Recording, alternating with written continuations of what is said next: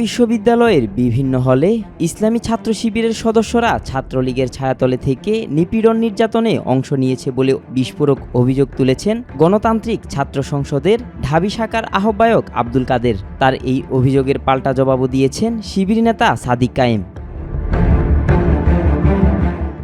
রবিবার রাতে নিজের ফেসবুক প্রোফাইলে দেওয়া একটি দীর্ঘ স্ট্যাটাসে অভিযোগ করে কাদির দাবি করেন, হলে থাকা শিবিরপন্থী কিছু শিক্ষার্থী ছাত্রলীগের রাজনীতিতে যুক্ত হয়ে নিজেদের প্রমাণ করতে গিয়ে নিপীড়নমূলক কর্মকাণ্ডে জড়ায়। তারা গেস্ট রুম সংস্কৃতি, জোরপূর্বক মিছিল এবং শারীরিক নির্যাতনের মতো কর্মকাণ্ডে অংশ নেয়।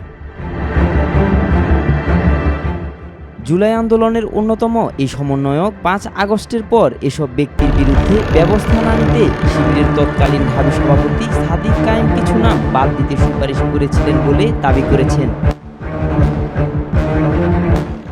আব্দুল কাদের তার স্ট্যাটাসে একাধিক নাম, হল, স্টেশন উল্লেখ করে ছাত্রলীগের ছদ্মবেশে শিবির সংশ্লিষ্টদের তৎপরতার অভিযোগ তুলে ধরে বলেন, এই ছদ্মবেশী রাজনীতির মাধ্যমে শিবির ক্যাম্পাসে নতুন কৌশলে নিজেদের প্রভাব বিস্তার করছে।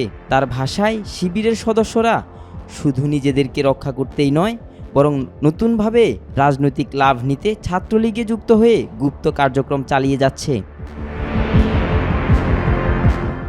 এদিকে আব্দুল কাদেরের অভিযোগের জবাবে পাল্টা প্রতিক্রিয়া জানিয়েছেন ইসলামী ছাত্র শিবিরের কেন্দ্রীয় প্রকাশনা সম্পাদক এবং ঢাবি শাখার সাবেক সভাপতি সাদিক কায়েম। কাদেরের পোস্ট দেওয়ার পর রাত 12টা 55 নিজের ভেরিফাইড ফেসবুক অ্যাকাউন্টে দেওয়া এক পোস্টে তিনি কাদেরের অভিযোগগুলোকে সম্পূর্ণ মিথ্যা ও অপপ্রচার বলে অভিহিত করেন। সাদিক কায়েম বলেন, বিপ্লবের পর অপরাধী ও নিরপরাধের আলাদা করতে তথ্য যাচাই জরুরি ছিল। এজন্যই বিভিন্ন মাধ্যম থেকে পাওয়া কিছু কনসার্ন এনসিপি ও সংস্কার কমিশনের সদস্যদের কাছে ফরওয়ার্ড করা হয়েছিল।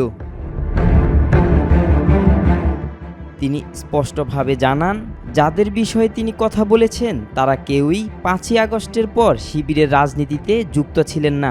তাদের নাম মামলা থেকে বাদ দেওয়ার কোনো উদ্দেশ্য ছিল না, বরং যেন নিরপরাধ কেউ হয়রানির শিকার না হন এই বিবেচনায় তথ্য যাচাইয়ের উদ্যোগ নেওয়া হয়েছিল বলে উল্লেখ করেন জুলাই আন্দোলনের অন্যতম এই নেতা।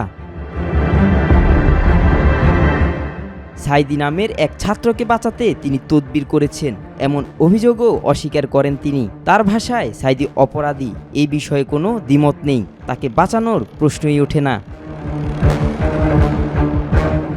ফেসবুকে ব্যক্তিগত কথোপকথনের স্ক্রিনশট প্রকাশ করে রাজনৈতিক ফয়দা লুটের সংস্কৃতির সমালোচনা করে সাদিক বলেন, এভাবে রাজনৈতিক আলাপকে বিকৃত করে উপস্থাপন করা হলে রাজনৈতিক অঙ্গনে অবিশ্বাস ছড়িয়ে পড়বে বলেও মন্তব্য করেন তিনি।